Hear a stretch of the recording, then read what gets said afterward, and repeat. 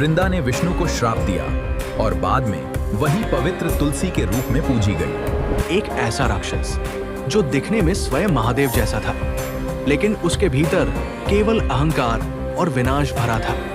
कहते हैं जलंधर का जन्म भगवान शिव के क्रोध से हुआ था।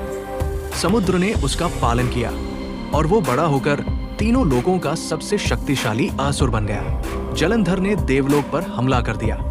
इंद्र समेत सभी देवता उसकी शक्ति देखकर कांप उठे। तब भगवान कार्तिकेय अपनी दिव्य सेना लेकर युद्ध भूमि में उतरे।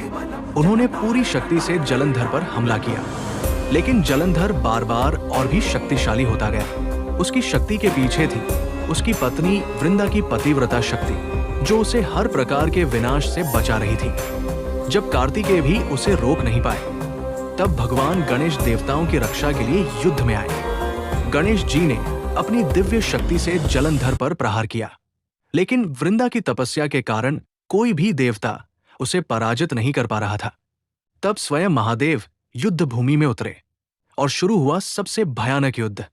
एक तरफ थे देवों के देव महादेव और दूसरी तरफ था जलंधर, लेकिन वृंदा की पतिव्रता शक्ति के कारण महादेव भी जलंधर का अंत नहीं कर पा रहे थे। तब भगवान विष्णु ने जलंधर का रूप धारण किया और वृंदा की तपस्या भंग कर दी। जैसे ही वृंदा की शक्ति समाप्त हुई, महादेव ने अपने त्रिशूल से जलंधर का अंत कर दिया। जलंधर की मृत्यु के बाद वृंदा ने भगवान विष्णु को श्राप दिया और बाद में वही पवित्र तुलसी के रूप में पूजी गई। ये कथा सिखाती है कि शक्ति अगर अहंकार बन जाए तो उसका अंत निश्चित होता है। हर हर महादेव।